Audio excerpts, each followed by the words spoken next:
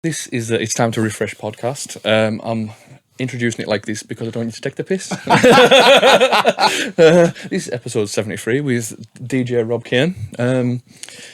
Yeah, how are you doing, mate? All right? A better introduction, that, Brad. No, it is not quality. I just knew straight away as soon as I go Back once again. back once again. Yep, that's it. I knew you were going to take the piss, so I thought, fuck it. I'll spoil it.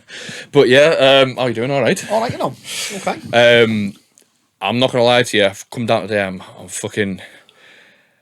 fasting. I'm trying to diet and shit like that. Not in a great mood. so To be fair, mate, I completely forgot that you were coming down today. My schedule's so busy at the minute. I just organise stuff and say yeah to everyone, and I don't write it down. And then so I got fucking pissed last night. Work, drunk 8 pints. Yeah. So I sent me a text saying I'll be there in a minute. I was still in bed like that, looking at my phone going, because I was gigging until 6. So I usually get up about between 1 and 2 on a Saturday. Where were you? I was just local doing me residency order, the after hours. Yeah, So I like that. Started at 10, finished at 6, 8 hours, long old shift, but it's what we do. Class, mate, class. So as I start all podcasts, what did you have for tea last night? I actually ate out just before work last night. I went to there's a restaurant right opposite Aura called Red Dog Saloon. Have you been Red Dog Saloon? Nope. It's like an American barbecue place, and they do like this beef brisket with this homemade barbecue sauce. It was fucking incredible. I'm not gonna lie, I'll tell you what, though, after I ate it, I had to go and have a big shit, though, because I could feel the meat in my stomach, you know, before the 8-hour DJ set. I was like, yeah, I've got to go and unload this. Honestly, one of the highlights of me scrolling through social media now is the conversations you have with your missus. Do you know what I mean? I'm regular as clockwork, me every Friday night at 10 o'clock before the start. Send a little selfie of me sat on the bog. But honestly, like, my belly's proper rumbling. Like when you had said beef brisket, and you're probably fantasizing about it. For then? Because I'm trying to lose a bit of weight, but I'm trying to probably there'll be people who go to the gym who'll know better than me on here. That's probably going to correct me. I'm just trying to restart my metabolism because I'm not as regular as clockwork. Yeah. This is a disgusting conversation to be having, but fucking. Did we have a shit conversation last time? Probably, yeah. Love it. No, so yeah, well, there's a lot happened since you were last on. We were talking then off pod, and it's Christmas. You were last here. Yeah. Last on. So a lot happened. We were talking about getting Mama's Milk off the ground. Talking about Reminisce Festival and lots of different things happening. Noticed you're doing a little bit more in the bounce scene, bits and bobs. A set here and there, and you've done a couple of tunes, and we're going to get right into it. So since you were last on, you were talking about Mama's Milk. You were trying to get it off the ground. Seem to be consistent now. Yeah. Well, I mean, I can't speak for anyone else with record labels, but I always knew that when I set up Mama's Milk, the record label, that it was going to be a slow burner. Yeah. Rome's not built in a day, and I anticipated that it was probably going to take 12 months for it to start happening, and the money I put into it, I thought I'm not going to see a return on this for at least 2 years. Yeah. So we're getting to the point now where it's starting to generate a revenue. Yeah. Not a lot of revenue. Anyone who sets up a record label probably will tell you the same thing, that they have these high expectations of, going to put my first release out, it's going to sell fucking 1,000 copies, Beatport top 10 and all that, and it's just not like that. You get a lot of support on your first couple of releases because people want to support me as an artist. The new venture, yeah. But then it slowly fizzles out, and then it's really all about social media marketing and that the artists you sign their tracks on, how much they push it and stuff like that, whether it's going to actually generate interest. We just had. I actually did a track with Matt Wigman, with Wiggy, and we're just starting to get some serious traction on it. One of the lads I use for remixes, a guy called Cooks, and he's from Witness. Yeah, he's done this really chunky house mix of this track. Me and Matt did. Yeah, ours was predominantly like a pump and house thing, like 134 BPM pump and house thing. When he's done this like proper groovy drum led thing, it started to get loads of traction, loads of plays. I think there's a big DJ out there playing it somewhere, but I'm still to find out who it is, because it seemed to have like rocketed up the up the charts just out of nowhere. So I can only assume that there's been loads of support, that there's been some support on it somewhere, and people have been shazamming the fucking life out of it.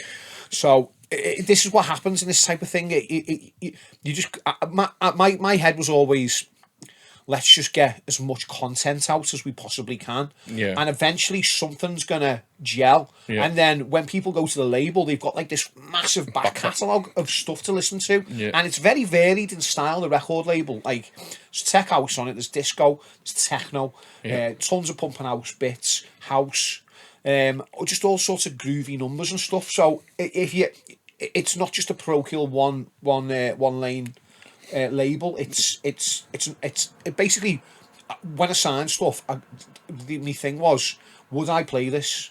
Because if I wouldn't play it, I won't sign it. Yeah. So anyway, it started to get some traction now. We're starting to see some money come in. That's good. It's not a lot of money. Anyone, I mean, you know yourself what sales are like on MP3s, and the money you make off Spotify is like, just, it's pointless. It's absolute, but you've got to be on there. Yeah. Well, Spotify for me, I think it's the biggie.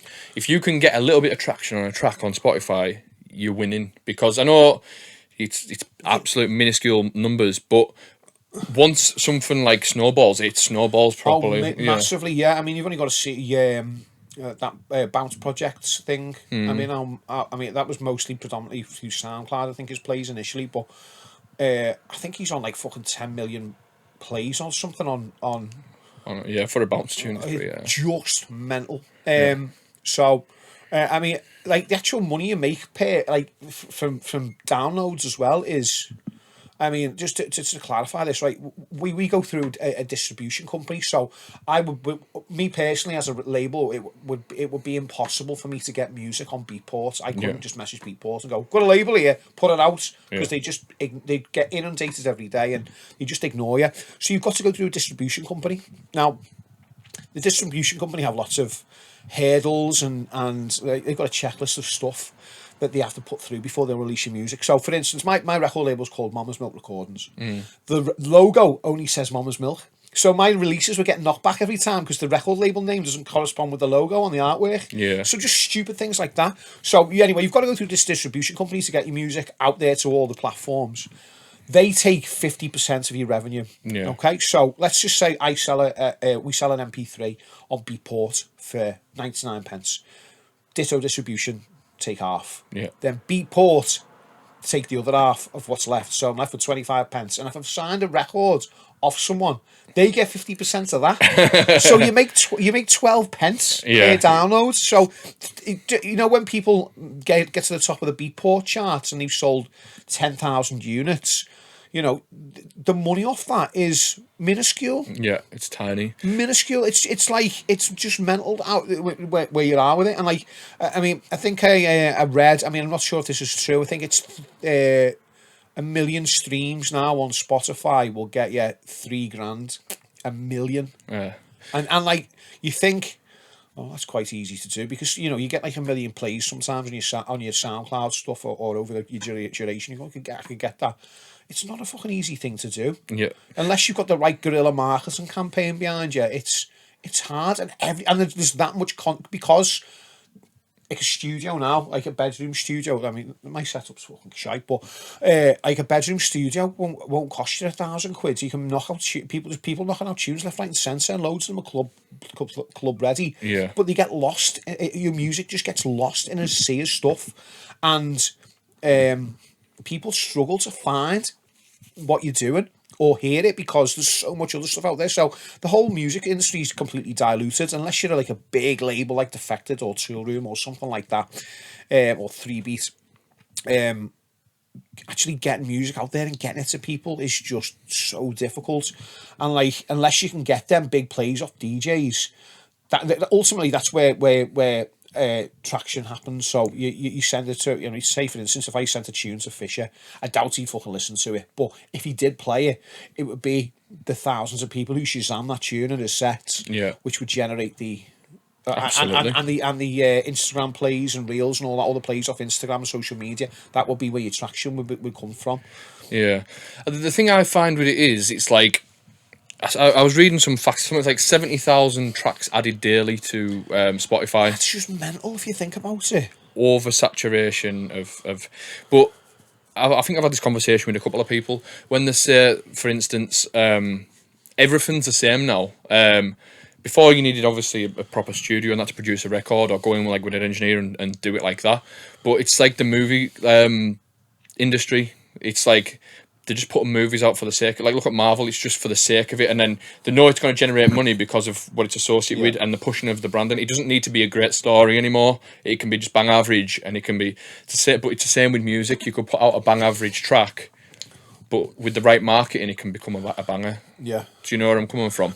So when you have got these talented people who's making absolutely unbelievable music and it's getting club support, that's the best way to get into it. And then from there you can get other avenues. I've seen a couple of like smaller labels let stuff go to like majors because it's sort of like got a lot of traction. The majors have got onto it and been like, we want but this. you just license it to the majors. So Ministry of Sound and all will license stuff straight directly off you.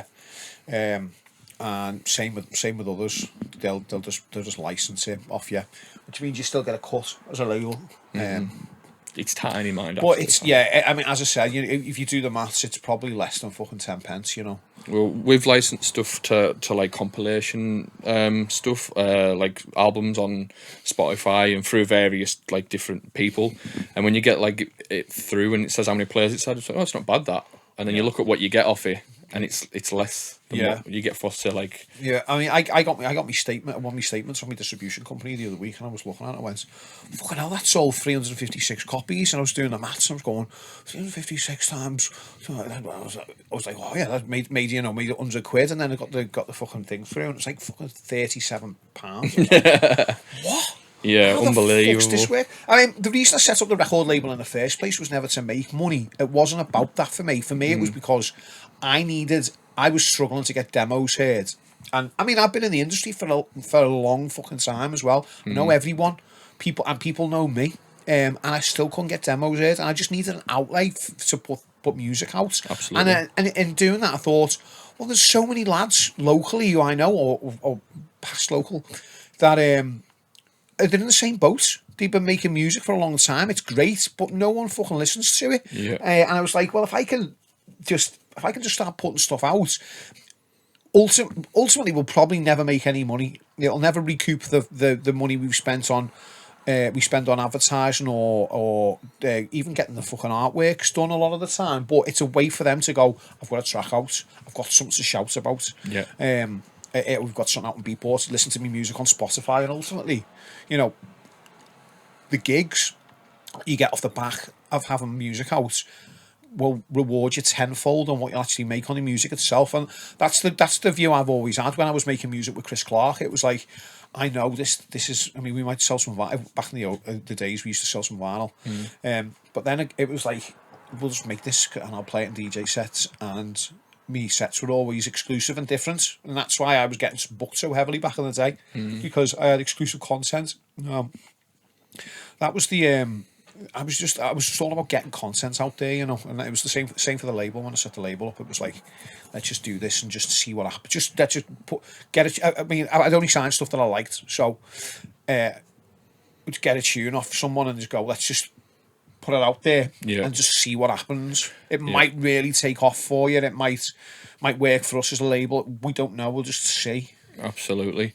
So, if you don't mind me asking, and obviously I can cut this out if you don't want it in, what is the plan with it going forward? Have you got anything, how you're going to sort of expand on it or like that? Or you can ask me anything, Brad, and don't cut it out, mate. No. But obviously, if you've got something and you want to tell me, and then there's people who will jump on your ideas, and if you try and keep your cards close to your chest, sometimes it's better for it. Going forward, mate, I think it's more about brand awareness. Is our most important. Well, I keep saying "our." It's only fucking me.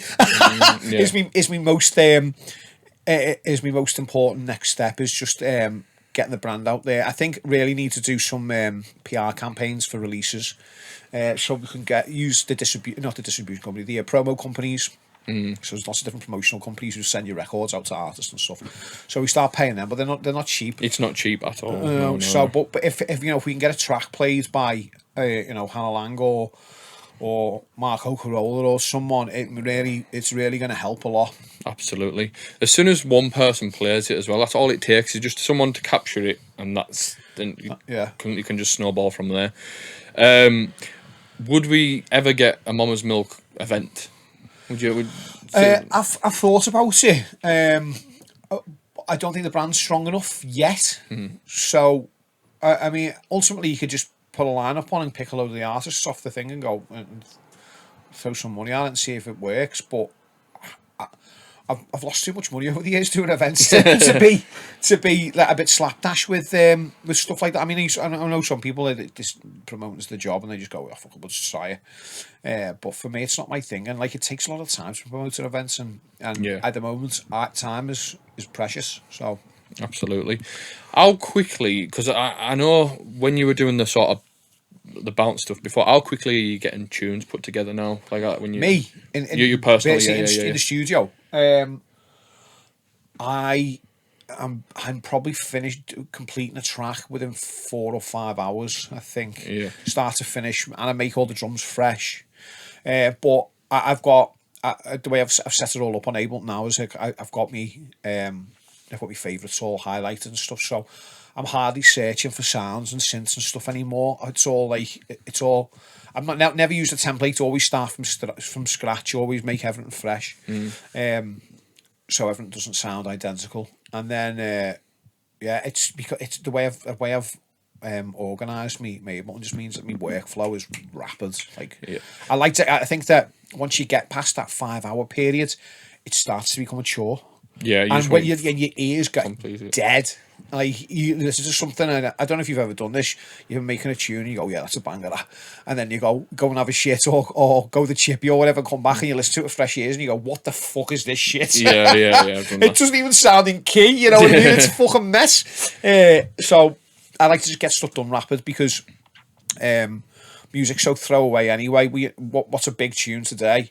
Next week will be nothingness. I was talking to one of the lads from 54 yesterday about the new Mochak's single. And when we got mailed it about 2 weeks ago, and we were all going in the WhatsApp group. Wow, this is fucking amazing. This is the best tune of the year. And then I played it like Thursday, Friday, Saturday, Sunday that week I got it, and then just went. I just haven't touched it since. So then that just goes to show how quickly you move on. Because next thing you know, there's another track and you go, "Wow, this is the best tune ever." And then there's one the week after, and it's just like that constantly. So you have to have like you can't. Mike Descala was saying to us I wrote a post on my Facebook saying, I wish I knew the magic formula to making amazing music. You see his comment. He's just said, don't be too precious about the music you make, because you've got to have a high turnaround. Because if you throw enough shit at the wall, eventually something will stick. Yeah. And I've known Mike for a long time. And I remember back in the day when he used to go in the studio and sit with him. He'd be just knocking a tune out every day. Boom, done another tune. Boom, done. And 99% of them you never heard again. You just make it, and it'd be gone. And it was that's because he didn't really care about it. He obviously felt passionate about the music and he liked it because he'd made it, but he had no love to it and connection to it. So he just moved on to the next one, and then it was only when a track got real traction and interest off a record label that he'd pursue that. That sort of sound and stuff like that. It's understandable, definitely. The only reason I ask is because when I go off, have a flick for a beat part on that, a lot of your tracks that you're releasing maybe of other people's, you've got a Rob Cain remix included and stuff like that, and I just thought you just seem to be. What the reason for that is because remixes are. Go on, carry on. Sorry. Go on. Oh. Yeah, remixes can be expensive. Yeah. So. I get a track in and I go, well, I want a tech house mix of that, and I want a house mix of this, or I want a pump and house mix, and sometimes it's just easier for me to just go, I'll just make it. Yeah, I've got send me the stems and I can do it in a day and it's done then, and they've got a remix package for it. It's hard to sell a single when it's just the original. Yeah. It's good to have It's like it's a lot of the time. A lot of hard dance labels used to do it. It's where it's like, right, we're putting this single out. It's going to be the big thing. I understand it's great to get a remix package, but when you're there and you've got four like similar producers doing it, tech house one, do like a sort of pumping one, and you can it's there's variety, and it's like you never even know. Like a garage producer might play it in his garage set. Do you know what I mean? Or it's don't like 5 bounce mixes of one track is just it's not necessary. Yeah, is it? I mean, it was always mental, the bounce thing for that. Like, people would get a track to remix, and then you'd remix it in exactly the same style as what the original was, and it just didn't make any fucking sense. And then he'd use all the stems, so it was always just so backwards. It's always been a parochial scene, though. I mean, anyone's been in the scene that scene a long time knows what the crowd wants, you know, and you don't have to be a fucking brain surgeon to figure out what the bounce scene wants. So when producers are making music, they're just going, well, what will they dance to? Or they'll dance to this. Exactly. It's exactly the same as the original. Or yeah. So don't take this the wrong way, but like as an outsider looking in now, because you're not front and center anymore in the bouncing area. So and I didn't want to be in the first place. Yeah. But as an outsider looking into the scene now, do you feel like that's sort of changed at all? What do you mean, in what way? So like, are people like? Do you ever listen to anything now, maybe in passing, and think, "Oh, it's quite an original idea," that, or does it just feel like it's still the same cycle? I feel like it hasn't moved on at all. I mean, the times when I thought, wow, this is really going somewhere was when, oh God, it must be 2007, 2008, I think it was, when Stevie B, Club Filler and Andy Whippy were making that hard dance fuse stuff, with those big, and that was the last time I really went, wow. This is evolving. But since then, it seems like we've gone backwards. Yeah. I do lots of ghost production stuff, and I still make a lot of bounce music for other producers, other DJs and stuff. Like quite a lot. Like, you'd be surprised. Yeah. You can show me on my graph pod. I will. And they all come in and they all just still want the same. Can you make it like either like Alex K, or can you make it like Fitzy and Rossi B? I want a donk in it, I want an organ bass line, and I want this and I want that. And it's just, I mean, for me, it's good because I'm getting paid for easy work, for making a track in 3 hours, as Kenny is, Kenny's doing the same thing. He's churning out 2 a day, and you know what, 150 quid a pop, and he's doing fucking 2 a day every day of the week. You can do the maths, can't you? It's like, it's worth doing, and it's a shame for me. I do usually do one a day, like a Tuesday, Wednesday, Thursday, and it's always bounce pretty much. I think it's very rare now someone comes in and wants to make house. Actually, I had one last week, but most people want to just make bounce for them, and they all just want the same thing. So for example, right? Let's just say, what would it take now for in your opinion, for the next evolution of bounce? Well, I was trying to slow stuff down a while ago. Yeah, and it was good. And I remember there's an MC who I won't name. He was going, "Mate, your music is fucking stale as fuck. You're making Gravedigger music." And I was like, "Why?" He was going, "It's too slow, pal. It's too fucking slow. Can't rap to it." And I was like, "But this is." I'm trying to take it down so it appeals to a more open market, because the BPMs are slower. Yeah. You attract the attention of people who are into house music. So so Donk a minute is made probably 150 BPM standardly still, which is insane to me. People who are into house don't really tend to go past the 132 mark, and then people on bounce will also recognise something that's bouncy at 140 as a thing, and it can be pitched up. Yeah. So I was like, let's just slow it down so your tracks get it's a different audience. So the people into faster music will like it. Yeah. The people into slow music, it still fits in. Make the drums more groovy and stuff like that. It makes you stand out as an artist as well, doesn't it? Like, for me, when you were doing there was a Rob K mixes, but there was the Club Hammer stuff as well. Yeah. And when I listened to it, it was like, it was appealing because it was different. I'm not saying it was rubbish, by the way, but it was different. It's like it felt like a breath of fresh air. There is one or two out there who are still doing that, by the way. Don't get me wrong, but I find now for me, and so I do the thing with John G Manic. The Manic thing, yeah. Yeah, we do that, and it's hard to get out of your head. It needs to be like this. It's because the formula works and it's on the dance floor. Because when you're working with DJs in the studio, they always have a DJ brain on them. See, I try and separate myself from my DJ brain when I'm making music, because otherwise you start going, well, I know that the drop's going to be like this because that'll work on the dance floor and that's what's current in a minute. But you need to just separate yourself sometime and go, Yeah.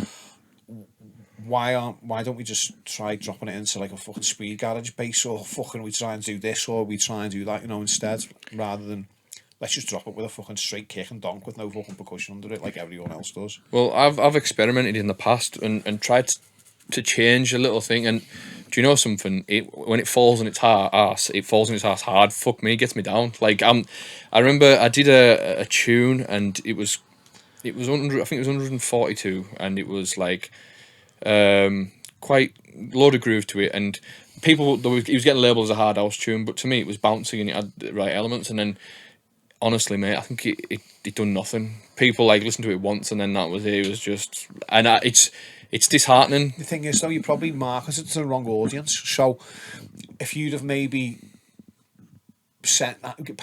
put that into like the Tidy Tracks clientele, they might have gone, oh yeah, this resonates with us because this is kind of what Sam Tarnan plays.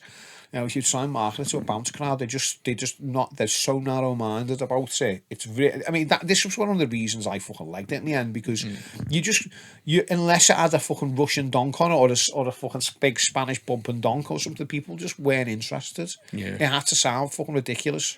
But this is my point.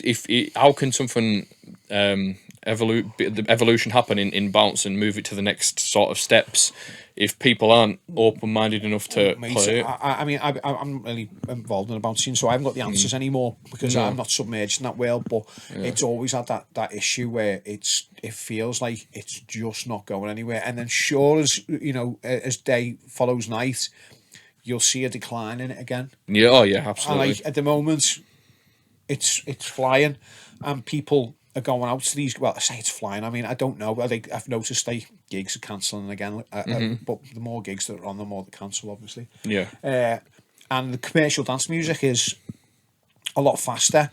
I mean, I go through my promos every week, and I'm like, fuck. Normally it was just like house and commercial house, and you just click through them and listen to them. And now it's like 140 BPM, 138 BPM. 150 BPM, drum and bass, and like these all this fucking. I'm like getting promos. And I'm like, what the fuck? Where's all the house music? Yeah. So the commercial music's getting faster. So like, I mean, it really does baffle me how the commercial side of things still hasn't crossed over into the bounce scene. Yeah. Like the BPMs are the same. So why aren't these big events booking the likes of Hannah Lang or Ben Helmsley or Airwolf Paradise or Patrick fucking Toppin? I mean, and granted, they're between 15 and 35 grand to book, but your show's going to sell out, mate, if you book them. Yeah. I seen that Billy Gillis is on tonight in Sunderland for Clubbed, and I thought that's a bit of a breath of fresh air, that. Do you know what I mean? It's like, it's a worthy headliner. It is.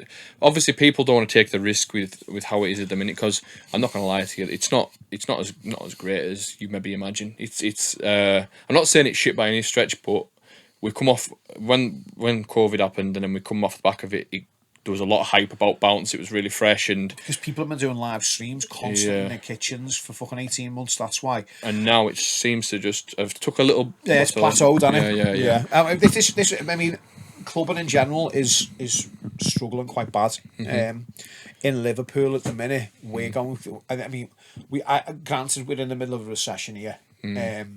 and like I've not seen it this bad since just after the millennium. Everyone went fucking mental on the millennium, and then the other side of it, there was just 18 months of nothingness. Like people were like, how can we top that? It's just not go out. No one had any fucking dough. Yeah. Everyone was skint, and then we had the recession in 2006 when the house markets crashed. So it just felt like like it was, and then like people started spending money again, and then the music thing picked up, and now it's back down again now. So it's like nightclubs and events in Liverpool are kind of the ones that are successful and busy are few and far between. Yeah. The residencies I'm part of, we've seen a decline. Not massive, but still a decline. Yeah. Which shows that the regulars who were going out every single week aren't going out every single week. And you have to put it into context of why aren't they going out every week anymore. Well, firstly, go out. For context, to go out in Liverpool on a Saturday night, say you're going to go to 54, okay, you're going to want to buy, as a man, you're going to want to buy yourself a new rig out, new clothes, and a new pair of trainers. Yeah. Let's just say 500 quid. There's 500 quid, okay? You're going to get off your cake. I don't know where you shop at, but I don't shop in them places. This is Young Scouse, is it? Oh, yeah, You're going to want to get off your cake. You're going to want to spend 150 quid on Charlie or whatever it is you do. You know, then you're going to want to buy 100 quid's worth of bevies when you're out. Then your taxis and your entrance fee into the clubs. If you're still living at home with your mum as well, that's one night out a month you're getting. It's 1,000. Yeah, that's what I mean. Quid. Yeah, it's like one night out a month, isn't it? And who the fuck can afford to do that every week? It's not like when we used to go to the 051 years ago. You paid 25 quid to get in. You had half a galley and you were fucking flying for the rest of the night. You know, drinking fucking hot water out of the taps because he turned the cold off. Oh, that's grim. Just fucking get a bottle of water and fucking fill it with hot water. Just leave it on the side till it cool down. Oh. Yeah. So in context, you've got people just can't afford to go out anymore. I was saying this to the lads a few weeks back. I was saying what you have to look at what the current climate is doing and what they're interested in, and are they going to want to come to a nightclub every week, spend a shit ton of money, and this is including money they're going to spend on trying to buy birds, bevies. Yeah. You know, they put that into the mix as well. It's God knows how much money. So are they going to want to do that every week, or are they going to pay 35 quid to get in Blackstone Warehouse to see Ben Helmsley and Hannah Lang and a couple of these other things whose music they like more because they're younger. The younger ones like it faster in a minute. And they have, 2 tablets which they've paid a tenner for and a bottle of water, and they're going to be, buzzing all day. Or are they going to go out and spend £1,000? Yeah. Yep. The normally people were into weekly clubbing, Yeah. and now they're into going to events. Do you not think that's a sign that the underground scene's coming back though?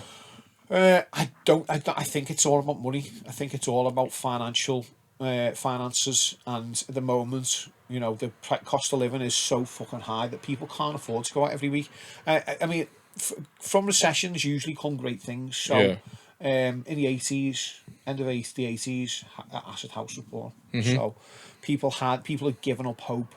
I remember Liverpool in the 80s, it was desolate, mate. It was grey, it was bleak, no one had any jobs, everything was fucking broken. This is the perception people still have of Liverpool now. Obviously, it's a vibrant, thriving city nowadays. Some of it's beautiful. But back in the 80s, it was a fucking dump. Yeah. But out of that came the birth of acid house music. People were desperate. And it fell in line with ecstasy. So people started going out and having ecstasy, listening to this brand new music, and it exploded. So my thought process is, in times of bleakness and despair comes great things, because ultimately you've got to go down to come back up again. So my hope is that we get to the other side of this recession. Hopefully the governments do something about people not being able to afford to pay the lecky bills. I doubt they fucking will. Or they up the fucking the price people get paid per hour. It's a little bit at the minimum wage, and people can start having something to look forward to. I do think a new wonder drug coming out would kickstart a lot of things. Yeah. But What that is, I don't know. Yeah. No, the reason I said, do you think the underground's coming back is because if, let's just say, I've seen it a couple of, I've had an inquiry See, or what you two. class as underground is not underground to me. See, So, when you go, when you think underground, when I think underground, I'm thinking Berghain in, in Berlin, and like proper moody old techno sweat pits. That's an underground thing to me. Whereas this, like, this Hannah Lang oh no, and it's Patrick not Top and that. things, not undergrounds. No. What I'm thinking is, because obviously they're saying you're going out on a budget. That's what I was trying to get at. So, for instance, what are we saying? Implying people would prefer going to a little sweaty dinge box rather than a big. well, there's been a couple of times now where there's one I know of in Scotland and there's one I know of in Bristol, and these are just these young lads. They were uni students and they like a bit of everything. They like the techno, they like the house music, they like a bit of bounce music and whatnot, and they're just finding these derelict places, spreading the word around, nothing on social media. Oh no, this has been happening around in Liverpool as well. Yeah. And loads of it was happening during COVID. But it's Loads alternative of it. to going to the city and spending a Yeah, grand. Go there, 100 quid. Yeah, and I that's mean, it. I did see one online, and if I'm honest, it looked fucking terrible. Did it? Yeah, it was like in a warehouse somewhere on the Bootle docks, and there was the warehouse probably could have held 1,000 people, and there was like 60 fucking lads and trackies dancing in there. It looked fucking shit. Yeah. They were playing shit music and all that. So yeah, I think the vision is sometimes greater than the outcome. Yeah, as I say, I've seen a couple of the videos. The ones that I've seen in Bristol, I was amazed that like this was in the middle of the woods, right? It wasn't I think I've warehouse. seen these videos. And they're just lads Were to they- go there, were a they- couple of pills. Were you playing Good drum night. and bass? There was, well, as I said, there's a bit of drum and bass. The thing is with the younger generation now that I've discovered is they're not narrow-minded in what they listen to. They're like, that's a tune, drum and bass tune. Oh, that's a tune. That's a techno tune. It's like now almost it's a wider palette of music that they like. Whereas when I was growing up, it was like I fixate on one sound that I like, and I like, oh, like this is the right rhythm for me. This is the right speed. This is the right sounds, and then that's how we get where we are. Yeah. But with these lot, it seems to be it's like I got booked up. It's in Northumberland, and it was these bunch of the Scottish people and fucking that hired out this castle and whatnot. And I turned up there and like, we want you to play a donk set because we love you. We love the donk stuff you're doing. And the guy on before me, he was playing drum and bass. And I'm not gonna lie, like I don't get anxious about DJing at all. It doesn't really bother me. But the anxiety I was getting of I'm gonna clear this room here. This is gonna be really bad. Was through the roof. I've done that before, mate. When someone's booked me for something, Yeah. turned up. The person you played before, he was playing like Fidget House, and you go on with a fucking whop and donk, and everyone just goes, "See ya." Yeah. Gets off. Well, to be honest with you though, I played the first tune, and I was shaking touching the mixer because I was like, I'm gonna empty this, look like a right dickhead as well. And then I played it, and they were banging into it. And then the guy who came on after me was playing this really like because it was getting like at this point it was about 6 a.m. It was getting really dark and weird. I don't know what you would call it, but it was like half speed, sort of. It's quite a groovy like tech house, but like almost half speed. So it was like yeah, but it was like dead atmospheric and all this, and they were all banging to it after just listening to a bang and donk set. I think I was playing about 145, 146 at the time, and the transition from A to B was just it was amazing.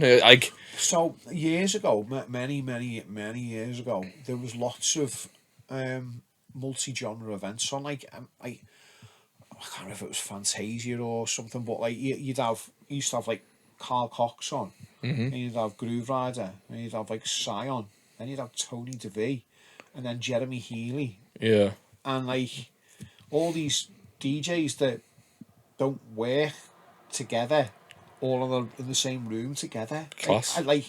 So it was like that many years ago, but people become fixated on genres. Yeah. So you book on events and I don't know, you put Marco Carola on or whatever. It's got to be DJs that just work Yeah, with they that were rather alongside than- that. Yeah. Yeah, it's a funny old game, isn't it? Yeah, so right, we'll get into this because I'm itching to talk about it. Reminisce, how was it? Yeah, it was all right. It was okay. I think I've already discussed on the podcast. I don't do the stage managing thing there anymore. Yeah. I fucked that off. Right. Okay. I was running the bounce back tent. Or back in the day, it was the make some noise tent. Yeah, yeah. And then it ended up being the clubland tent, and now it's the bounce back tent. I was running that tent. Yeah. I was the stage manager. But I fucking hated it. It's, I can imagine it's a pretty stressful job. It used to stress me out for weeks beforehand because everyone you've ever met suddenly is texting you. You're getting phone calls and texts at 2 a.m. Hey lads, can you get tickets for Reminisce? You know, if I come to Reminisce, will you get me backstage? We'll do this. And it was just, I mean, I can only struggle to imagine what Lee and Steve Cocky go through.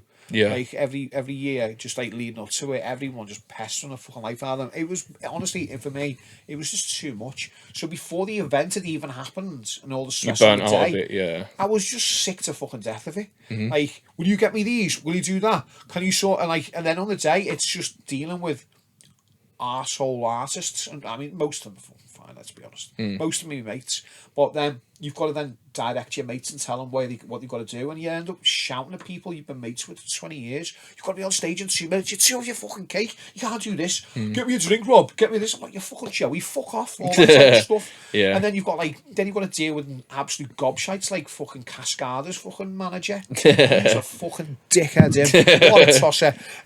So you've got to deal with people like that as well, who are just arseholes. And then and I was just like, this ain't for me. Yeah. You know, no disrespect to lads, but I was doing it initially because I wanted to be involved. The money's not fucking amazing for stage managing. It's a day's work, so they're not going to pay me like £1,000 to fucking walk around all day. That's not how it works. So, I was just like, I'm not doing this no more. I'm just going to turn up. I'm going to DJ, and for me, it's a much more liberating experience. I turn up 20 minutes before my set.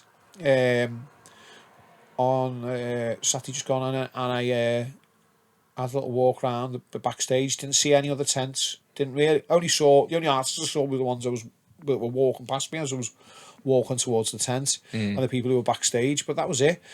I didn't see any other people perform. I was there for about 20 minutes before I went on, and then I had a piss, and then went on stage, and that was it. And I took my daughter with me.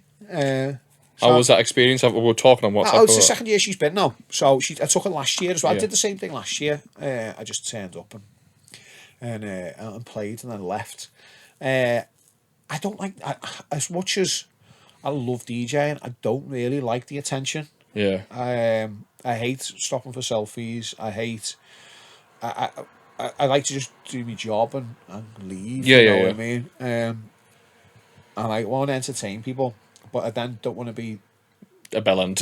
No, just like hanging around waiting for fucking photos. And I see, some DJs fucking love it. Andy Whitby love it. Yeah. You go to the fucking opening of an envelope, him. Get his photo fucking suck with it. Look, it is.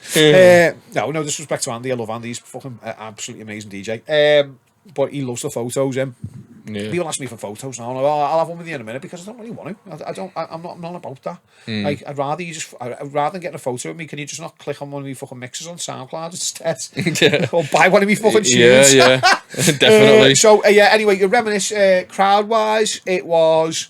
I kind of think the beauty of the bounce back tent initially was the fact that you couldn't fucking get in there, right? It's a 6,000 man tent, and what they did is they had the sides on down on the tents initially, so they had an entrance in and they had an exit. Because obviously you can't get in through the exit, and then you got this busy tent that was just jam packed, and because it's busy, everyone wants to be in the busy tent. Yeah. So you had a queue outside all day. Now they took the sides off it. I felt like it's you can walk in and out sort of. Kind of lost its magic, yeah. People, and I mean, for me as a DJ, I've always been one of those DJs who, like, I want to test a little bit. I don't want to go in and I don't want to anthem bash. I don't want to play fucking Brothers and Sisters and all this other shit that everyone else is going to play, all remixes of them. Fucking Operation Blades. I don't want to play any of that. I want to be able to go, I've not played this tune in a long time. I'm going to test it and just play it and see what happens. And sadly, at a festival, that doesn't really work unless you've got them in there, you know. And if they've got the opportunity to leave because they don't like a tune you play, they just fuck off. So I found the past 2 years have been very similar. obviously for me the big moment is the Opus moment, playing Opus. That get everyone as soon as everyone hears that coming, and they all run in with the camera phones and they all want to film it, you know. But yeah, it was all right. It was okay. It was okay. Excellent. But I don't know if I enjoyed it more when I was stage manager, because the day was so stressful. It was my only hour off. Yeah. Go and DJ for an hour and Yeah. and I step away from being everyone's fucking bitch. You know what I mean? And then you jump off, and then it all happens again. Usually, what happened was as soon as I come off, I'd get on the aisle straight away. Yeah. Half turn my headpiece down so I couldn't hear anyone. Yeah. Class. But I always found that the stage was always managed boss up until I went on, and then when I went on the decks to turn around, there'd be fucking 100 people behind me because no one else is stage managing. It's me. I'm not doing it.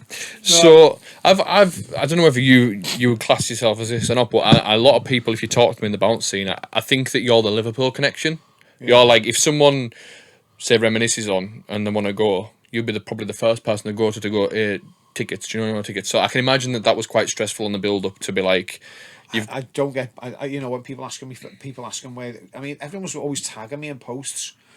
Can you get, can anyone, you only see them online, can anyone get 2 Reminisce tickets? And then they'd be like, Bop Game, I'm to be tagged. I was like, go on, you're still on the fucking website.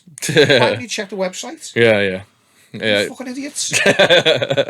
Yeah, class. What, because your mate down the street told you they'd sold out, you just automatically assume, why didn't you check?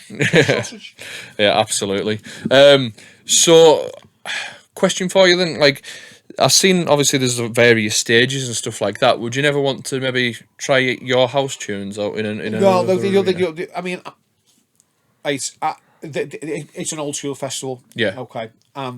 As an old school DJ, I play Scouse House. Yeah. So it makes no sense putting me anywhere else other than the what about the funky stuff then? Obviously I played funky house in Liverpool for a long time, and so that kind of would make sense. But who's going to want to come to see Reminisce Festival to see Rob Cain play funky house when he's going to be playing pleasure room stuff in the bounce back tent? So it's a good point. You know, I know where to come from. I'm not stupid. I know what I'd rather do. I'd rather be playing house music, but.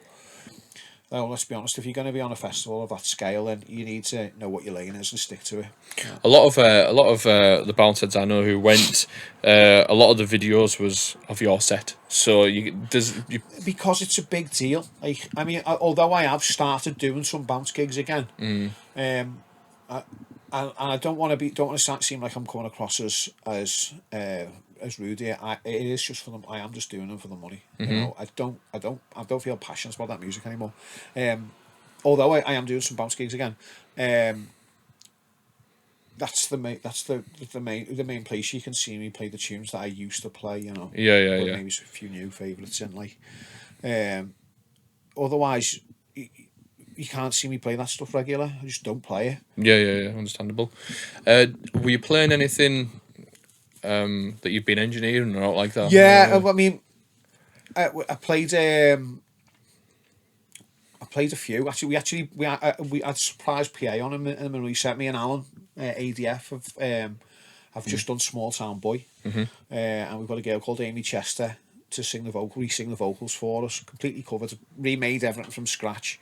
Surprisingly, it didn't take me that long to replay all the chords and stuff, and yeah, she came on in the middle of my set, played that in the middle of my set, and she came on and sung it live. It was boss. Class. And then I played a couple of other things I've engineered as well, but like they're all old school based stuff, so or like classic. Yeah, you can sort of get away with it. Yeah. Yeah. I mean, I wouldn't normally wouldn't dream of playing anything too new, at an old school festival, but and initially when I started to Reminisce, I was like, I used to brief the lads and go, don't you dare play anything older than 2006. Don't you fucking dare. But now you see that the variety. Other tents are they're playing new stuff as well. Like, and I know Lee and Steve Hockey will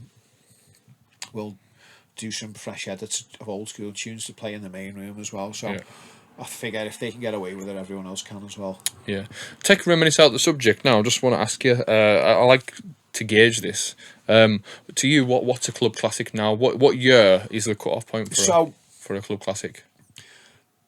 Old school and club classics are different for every person, aren't they? Yeah. So if you're a 20-year-old now, or an 18-year-old now, Vici Levels is an old school tune. No, surely not. No. Honestly, mate, it is. Wow. Vici Levels is an old school tune to them. Okay, right. Okay, and like I'm a fucking 42-year-old man. To me, that seems like it came out last fucking week. Yeah, 2013, I think it was it something like that? Something like that, yeah. Like Wow. EDM is old school. Right, To okay. them, that's what old school is. Well, I was gonna ask you about this actually, because when I seen a couple of videos of Reminisce, I seen Swedish House Mafia stuff getting played. Well, no, because John Martin, who sung "Don't You Worry, Child," was Yeah. doing a live PA. All right. Well, I've seen some other stuff as well, though. Like, So, but that's an old school. To an 18-year-old, that's an old school tune. That, they were fucking 3 years old when it came out. Or something. It's honestly, mate, it's mad. yeah, yeah, And you think to yourself, like, so it's each generation classes different things as old school. Now, to me, old school is 1991, 1992. Or anything before that, like 88 Acid House stuff and that. Like, for me, someone says, what's an old school tune? I'll go, Bassheads, is there anybody out there? to me, that's what that is. That's old school. That's but then you go from old school into, I've always thought, like, old school into, like, classics. And, Yeah. You know. So, and then there's, like, for me, like, the classics period is probably, like, 96 to 2003, and then everything else after that to me is new. yeah. So that's what I was trying to get a gauge for you there. What you regard. So what would you say about 2003s, where you're like? Well, I mean, that was the point for me where the Scouse House music went shit. That's when I stopped really buying. Records there. Yeah. Stopped buying like all the Dutch house stuff, because it was just like, and then we were releasing loads of Scouse House stuff like on record labels and stuff. That was for me when it became modern. So that's just my association, the way my brain's processed it. Using your theory, would say a lot of your total construct? Completely. It's a classic. Completely. Yeah, and people would probably be made up if I went on and Reminisce and played a full set of that stuff. And I don't play any of it. Not at all. Not even dip your hand in. No, I think I've played anything. I might have played the piano thing, the Eric Prydz remix, a couple of times, but other than that, I've never played it. You know what I've found with Reminisce is, none of the DJs on before me give a fuck about playing my tunes. They don't give a flying fuck. Yeah. They'll all play Static Bounce or Blowing Up a Beach Ball or fucking the JoJo's tribute thing. All of them. Yeah. Like, with absolutely no, with complete disregard. No, they don't give a fuck. When we're talking about the evolution of bounce, how do you feel that when you do your like JJ tribute thing that you did, people still think that sounds fresh in 2023? Do you know why it sounds fresh? Because everyone's using the samples, obviously, but what I'm getting at is because there's fuck all to it. It's timeless. Yeah. That's why it sounds fresh. It's like play Clubheads Kicking Hard. It sounds better than any fucking Donk tune that's been made in the past fucking 15 years. Yeah. It came out in 98. Yeah. Because it's so simple. So simple. Like, simplicity is key. It still sounds fresh. When you make a tune that basic with, I can't remember how, like, the Joe Inferno, JoJo's tribute thing we did. I can't remember how many channels it was on the project, but it can't have been more than 20. Yeah. And even the breakdown bit where all the pads and stuff are coming, Chris made that breakdown in Fruity Loops and bounced it down as an audio stem and just slapped it into the track. We didn't even, because we were using Acid Pro to make tunes then. He just bounced it out of Fruity Loops and just put in the thing. So it was, there's no musical elements to it. Yeah. It's that sound, that Joe Inferno Tribal Church sound that just makes the tune. And then obviously the little samples and stuff. And it's the progression of the drums and the loops and stuff really carry it. But it was. I don't think there was much even effort thought out about it. We just go through samples and we found this will twist your head thing. I was like, yeah, cool, put that in. And then we already had the bass line in, the thing already in. I was like, well, let's just build it like this and have a breakdown, man, like floaty breakdown, and have it come back in, and that's all it does. Yeah, that's because of that. That's why it works. Still, because it's not aged, because it's got no age. It's still. I mean, it's like the original Joe Inferno Tribal Church thing came out in 1992, and like, although the drum programming and the mastering is basic as fuck. In fact, I don't even think it's been mastered, the original. You still play that in any room, room at the right speed, and it'll go off. Absolutely, any room. And there's nothing in it. It's just a kick drum and that sound. It's fucking mad. Hey, someone will have made a lot of money off the back of that, do you know what I mean? I believe he got ads off, you know. I believe he got ads off, yeah. Oh, well, it is what it is. But last time I was over at Chris's, he showed me, he was like, oh, this is some of the sort of total control stuff we did. And he opened it up, and as I say, 15 to 20 channels, and you're just like, wow, this is... Yeah, honestly, it's mate, mind-blowing, isn't it? Yeah. because the process of us making total control tunes was... I'd go in with an idea. Yeah. And I'd go, today, Chris, we're going to do this. We're going to do Lulu Shout. That would be the thing. And then he'd go, how do you want it to sound? And I'd go, I want to use this riff. And then, and he'd go, what sounds do you want to use? And I go, let's just go through some and find out. And he'd just go through his basses. Just click through them. And I go, that one. And then he'd put it in. And then he'd make it fit, put it in key. And he'd go, what kick drum do you want to use? And I go, I don't know. And he'd go, dum, dum, dum, dum, dum, dum, dum, dum. And I go, that one. He'd go, okay, put that in. And that's how they were made. So they were selected based on my preference. I think, do you not think that when... Total Control's a good example of it, but when you listen to Total Control stuff, and there's various people with aliases out there who do something similar, because they were a bit more stripped back, they've become more timeless than maybe something of... I think the thing with Total Control is it's not the stripped backness of it that made them timeless. I think it was the difference in direction. So at the time, there was us, Total Control, there was Outsource, Alex K, Fitzy and Rossi B, Bad Behaviour, Hypersonic, Quadrasonic, and Kenny and Ben as well. KB Project. So there was probably 10 of us collectives making music, and now most of the lads, obviously apart from Hypersonic and Club Filler, were making Donk. And I was like, I was turning up to all the Donk gigs. I'm playing Wigan Pier and wherever, and Bounce Heaven. And everyone will be playing Donk, and I was like, well, I know from a DJ's perspective that if I hold off from playing a Donk tune, when I play that tune with the first Donk in it in my set, that will be the part where everyone goes fucking apeshit. So it's like I said to Chris, I want to make really powerful boss music, but without using a Donk sample. I want to use alternative bass sounds, and some of the sounds and the bass lines on the Total Control tunes were like percussive. They were percussive sounds, and we just trim the fucking top end off them, and they had like boss bottom ends, or like they were just mad sounds we'd found on the VST. They weren't even bass sounds, half of them. Well, me and John were talking the other week, and we were listening to a Clubheads mix, right? And it's one of the newer ones that's got all these new edits and that in, and he mixes out of a tune, and he just mixes into the drums, and it sounds like it's going to be like it's a bad mix, but if you listen to that in the moment, as soon as that Donk kicks in, fucking hell. So let me tell you, right, I first time we booked the Clubheads for Make Some Noise, Addy Van der Zwaan was the DJ who turned up for Clubheads that time. Yeah. And he did a couple of mixes like that. I was thinking, he just kind of mixed out, and it'd be like the phrase before the first breakdown. So, and it'd just go into the kick drum, and he'd be like, oh, does he not even know how to mix his own tunes? But then, as you said, when that fucking... he played about 3 or 4 tunes before he played the first one with a Donk in it. I think, is that right? Possibly anyway. And the first time that fucking Donk comes slamming in, everyone's heads went fucking west. Yeah. You know? And Koen Groenveld, he does the same... He just mixes the same. If you listen to his streams or any of the sets he's done, he always drop it down into just a kick drum on its own. You know, like... But then you start to build with it, and then when that bass finally comes in, you go, "Oh fuck! All right, I get it." Get it.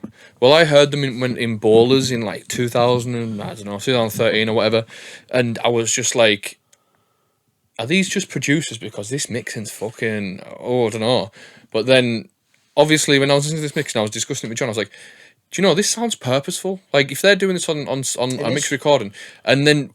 When you listen to it in context and that kick drum and the Donk comes in, I'm just like, oh yeah, that's why. Yeah, and then, it is. It is completely purposeful. Every set we've ever booked on for, they've done the same thing. And it's always before a pivotal moment. Yep. So it's like they've almost pre-programmed. You know what I mean? And they know that we're just going to take this out a little bit early, just so the drums can breathe for 32 beats before we get that little 32 beat break, and then the Donk's going to come in. And everyone's going to go fucking apeshit. See, and they do.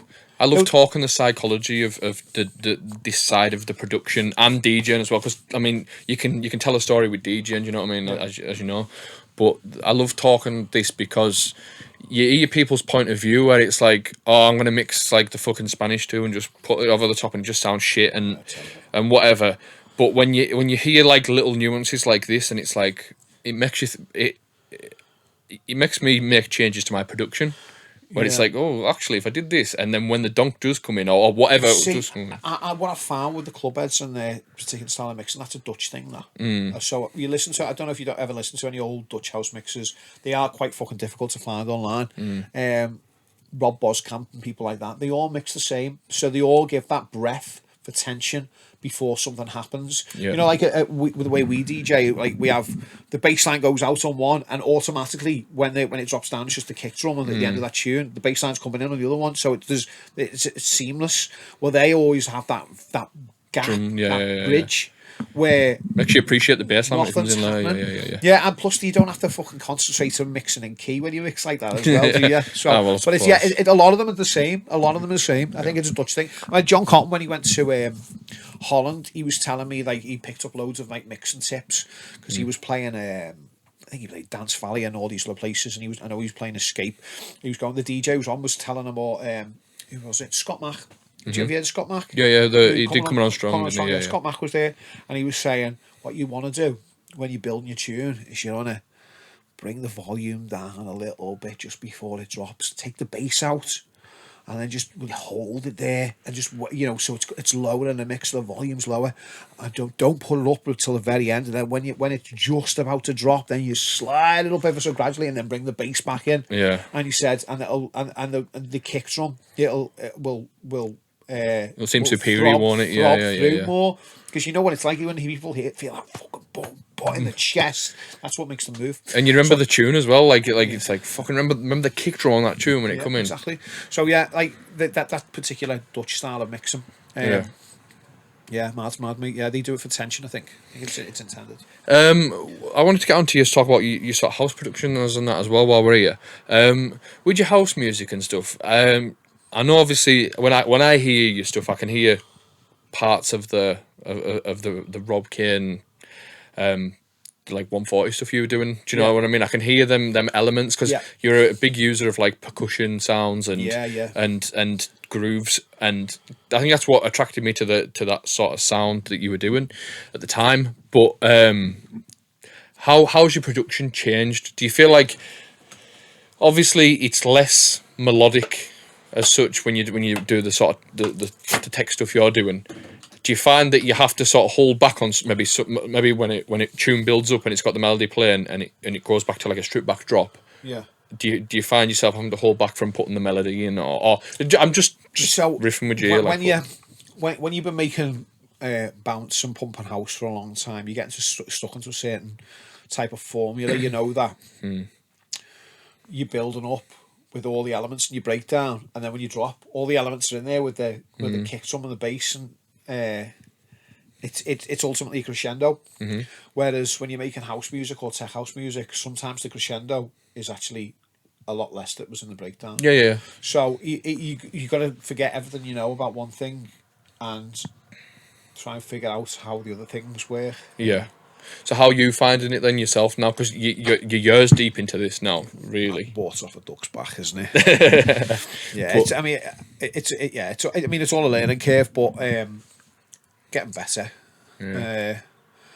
I at the moment I'm trying to just concentrate more on get my bass lines to sound more warm, like, and get them to sound pumping and groovy and stuff, but I want that warmth and depth that you hear in like a big like Mark Knight tune or something. So that's what I'm concentrating on most at the moment. But the transition from between the two, you will be able to hear elements of. That's, you can tell that Rob's made that because it's got that stab in it. You know, like he's used that in another tune or whatever. I think there's a big market there for a crossover that you started doing, like, because you did Vamp and that, didn't you? Like them remixes, you done Ginny, Keep Warm, Oh them yeah, type it things. was like housey things. Yeah. House But that crossover between like the old school and that house sound, I think that you could capitalize on something like that. Yeah. Personally, that's just my thing. But when you were playing them saying town or like that, was it going out? There's no reaction really, mate. They were flat, No. but I don't think they were particularly well made. Them. Oh, okay. I've listened. I listened to Vamp the other day. Funnily enough, I was thinking to myself, "Oh, I missed a trick not doing that there." And I think it was just kind of basically thrown together. I just went. I've gone into the studio that day and gone, "What can I do?" And I've gone, "Don't know." And just literally, and I've got found the Outlander Vamp sample and just gone, I'll make this. Yeah. I mean, it was no context or thought put behind it. It was just done. Yeah. And I wasn't. I think they were some of my first solo house productions. Some of them, and they probably shouldn't have gone out if I'm honest. But I'm a firm believer of just fucking throw stuff out. Oh yeah. It's growth, isn't it? It shows as well how you've progressed over time. So what have you got coming up with regards to the label and you as an artist? Have you got any tracks signed to labels that's coming out? Or you know what? Since I've set the label up, I've not even sent a single demo out. Right. And not that I'm scared of rejection or fear rejection in any way, shape or form. I just got bored of people not replying. It's the fear of not anyone getting back together. That's another. It's just it's frustrating. Yeah. So since I've had the label, I've just not bothered sending any demos. I mean, I've got a couple of tracks ready to go there, which I'm going to send to Clubheads again because I had one out on Wooze, didn't I? Yeah. So I've got a couple of tracks there ready for him. Yeah. I've done some good remixes though, some good Rob Cain remixes. I've just recently remixed Force and Styles, Follow Me. Right. Officially as well. Oh wow. But I don't know. It was all through Ian Redman. Ian Redman's my best mate, and it was all through him. And Ian talks at a million miles an hour, and then when you try and get an answer out of him, you never find out what the fucking answer is. So it's all been done through him. So whether or not they like it or they fucking hate it, who fucking knows? But it's 170 BPM hardcore tune, and I've made it 132. So I can't imagine how it sounds, but I'll show you it in a minute. I'll show you when we're off pod. Yeah. I've been told not to play it out yet until they've okayed it, but I've been playing at the bar and it gets decent reaction. So interesting. That is genuinely you don't hear of it sort of working the other way really, unless it's a big commercial tune that speed. But even still, I just can't imagine how the elements would work together. Do you know what I mean? I've made it mad. You know, it's just not how you think it would sound. It's bizarre.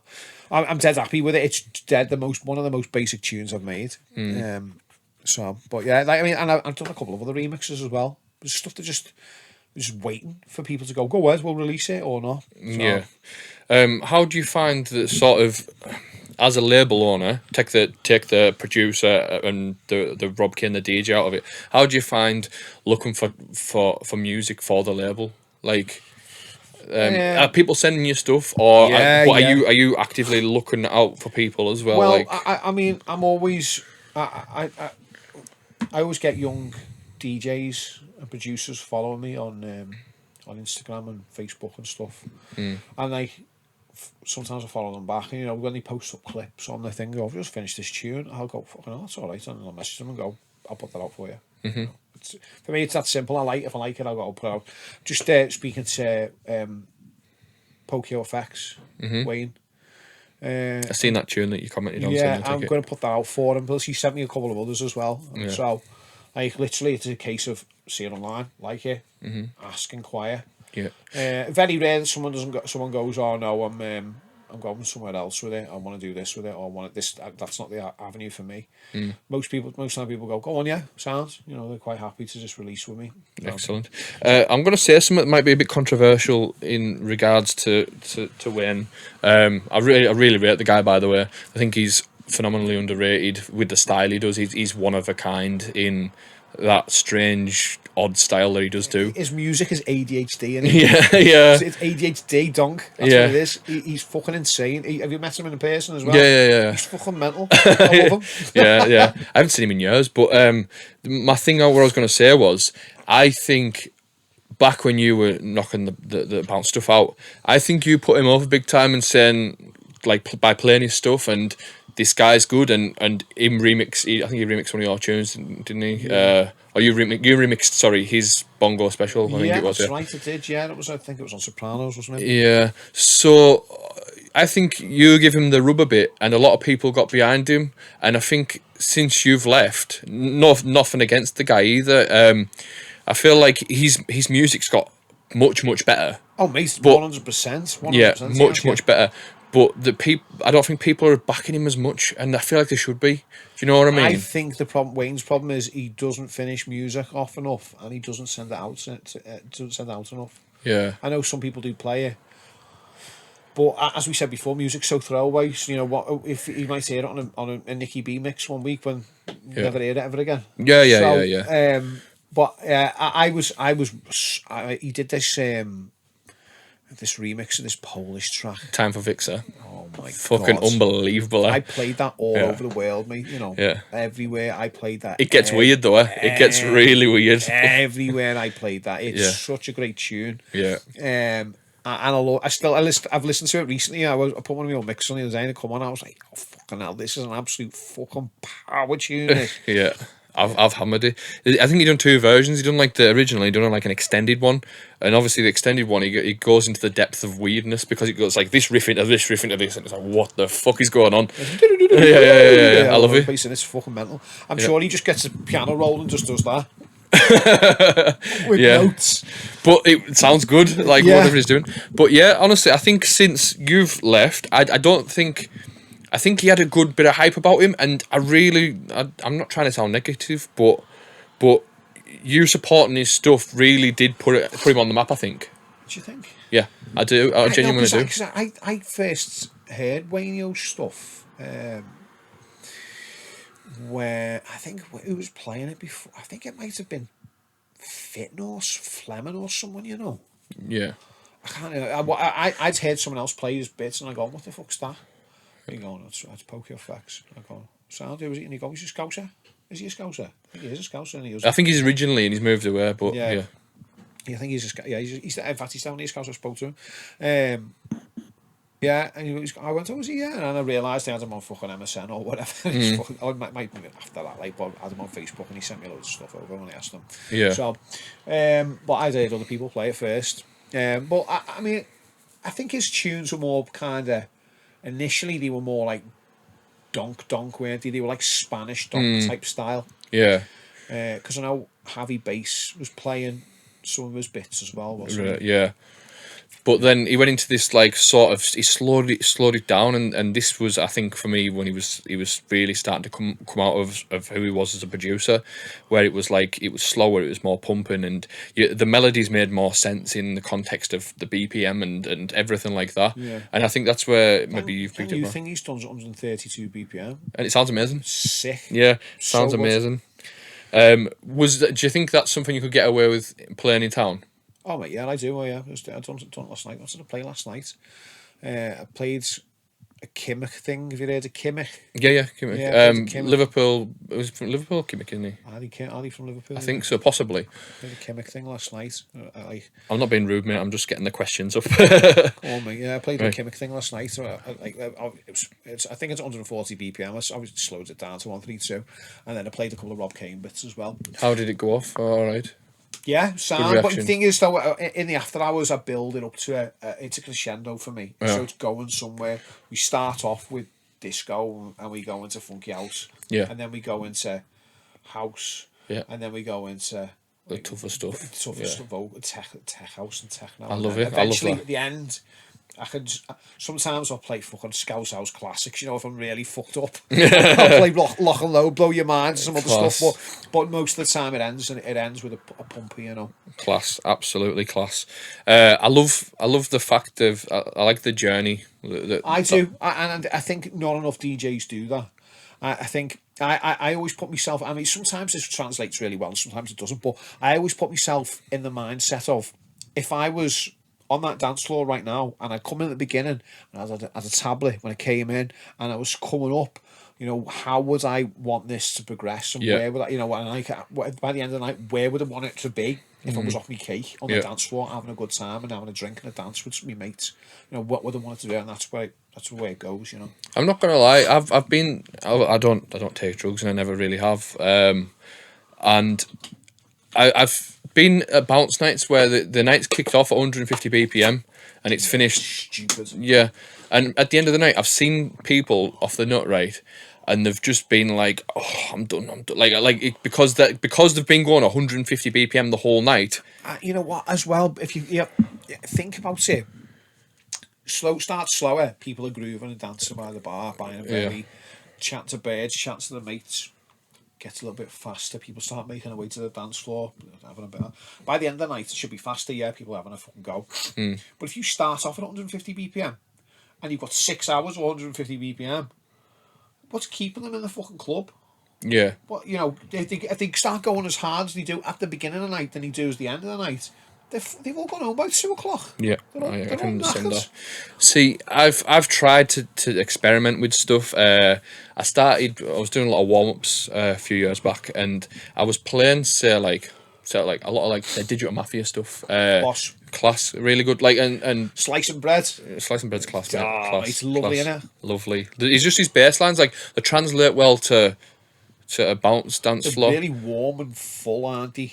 But my problem was that it wasn't translating as well as I hoped, because people were just there and they're like, I want this. I've came to this night for this, and it's like, right, here we go. So I fucking have to speed it up a little bit, and for like, or an MC will jump on, and it's like, you've got to speed it up because they're like, what's this? Yeah. And it's like, it's not what's this. It's good. People are like, you've got a dance floor. People on the dance floor. People are dancing, but they want to go straight to the fucking. It's like sex, right? But straight to the fucking blowing your load. Like that's literally what it is. I did. I think it was last time I was at Pumperland in UK Pumperland, and I did the warm up in Burnley. I think it might have been Burnley. And I started with a load of I started 130 BPM. Yeah. And I was just playing like slow, pumping grooves. And after 5 minutes of the doors being open, some bird just runs over to the DJ box and goes to MCB, tell him to put the fucking donk on now. I was like, you fucking Wally, are you a Wally? You know,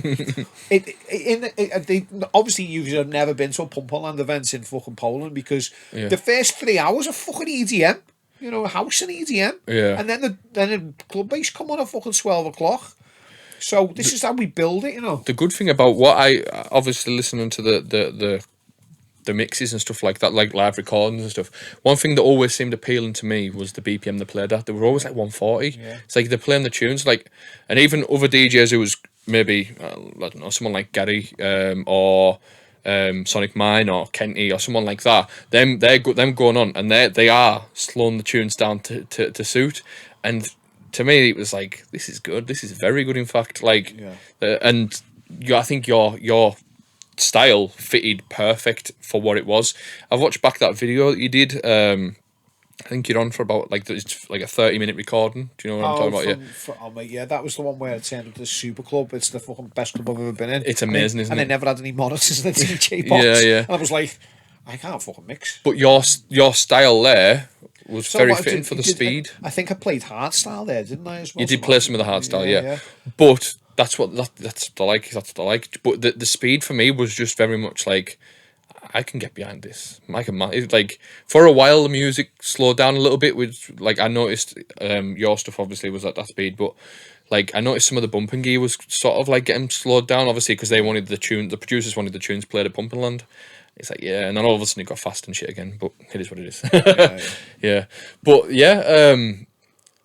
There's definitely a market there for it. It's just finding the niche. Like, if I'm booked for a night and it's your typical donk night, and I turn up and I do play, as I say, maybe something a bit alternative, it doesn't translate well. Obviously, it's not the right market for it, so you have to stick to the donk, and you have to stick to to what they know, unfortunately. But it is what it is, isn't it?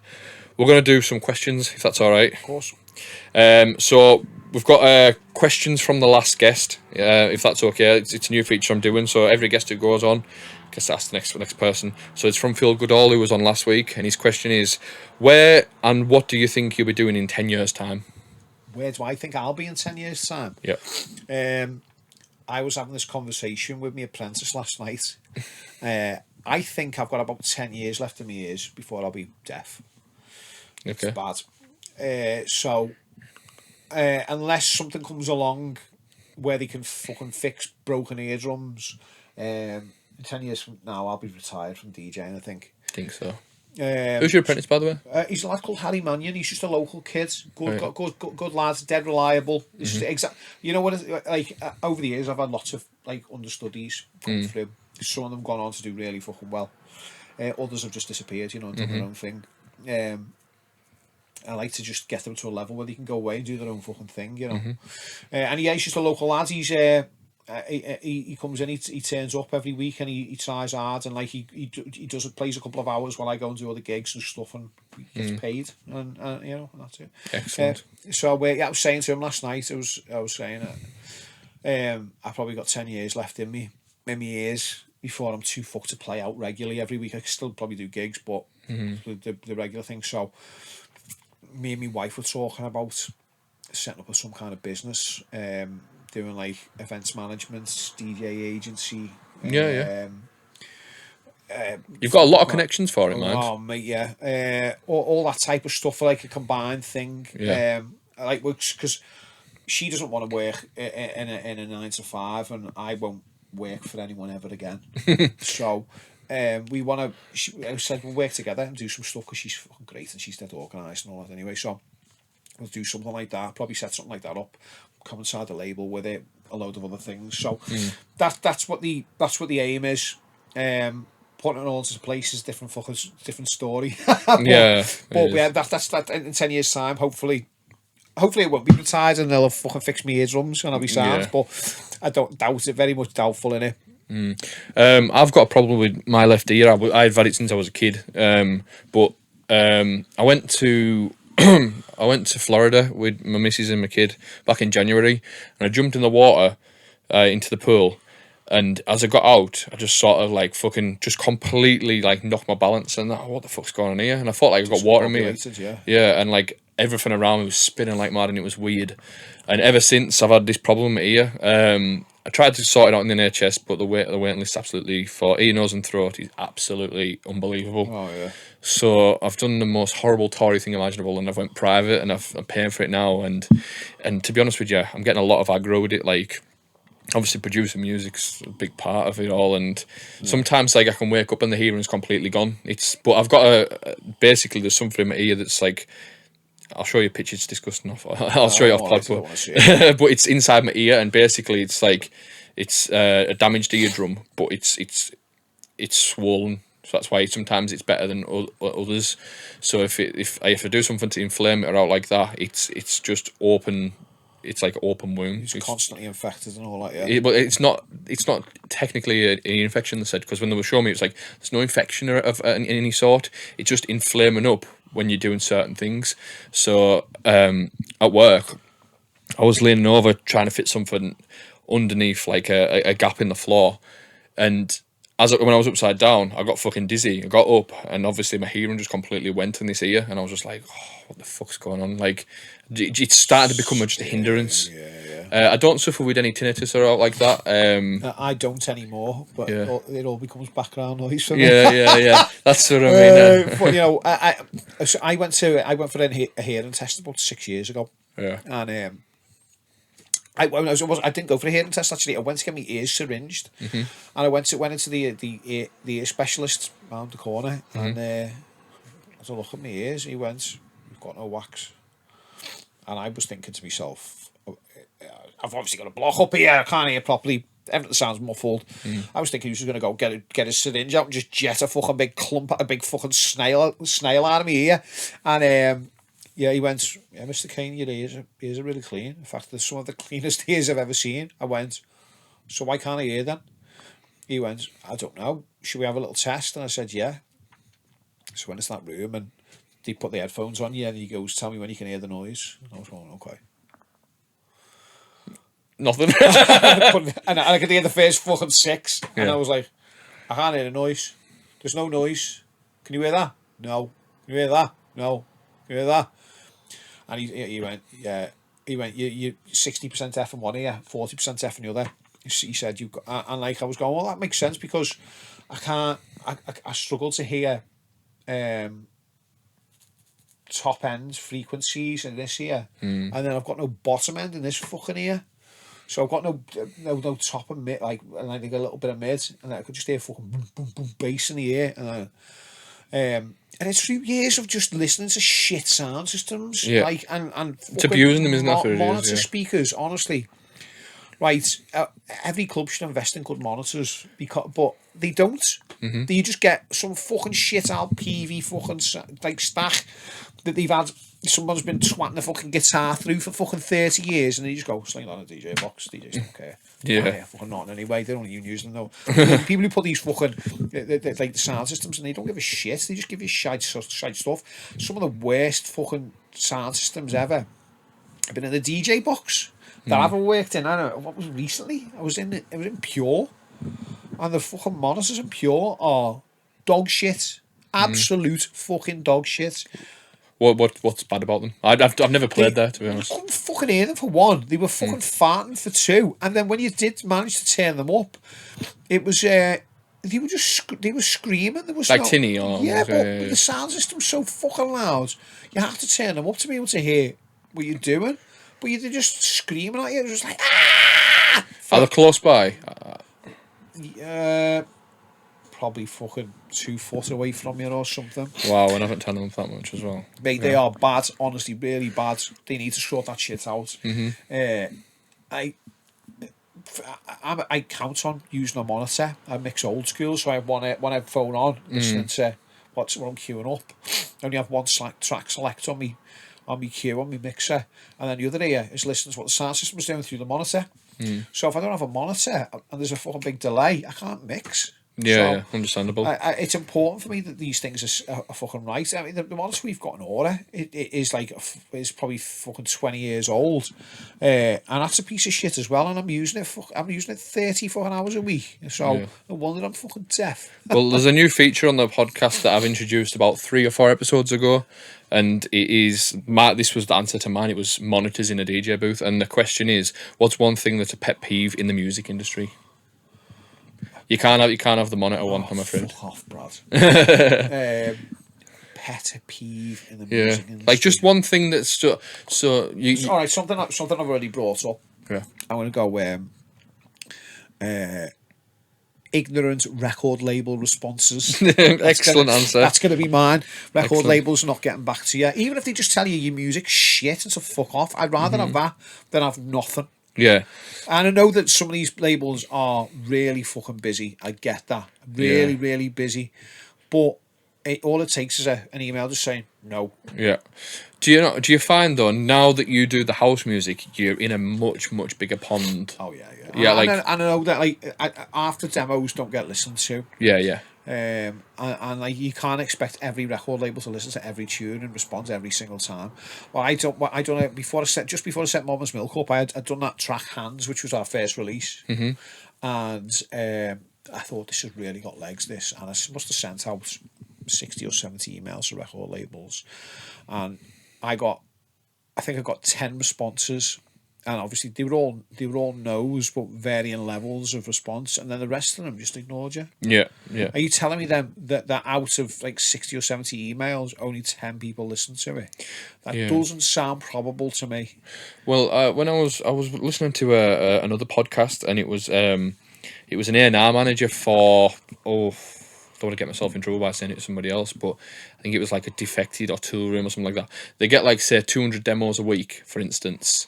And they'll only listen to, I'll get the chance to listen to like 15, so they might pick 15 out of there to listen to, and then that's why you'll get a response saying not this time, or they'll take the tune. So out of that 15, they might only take 2.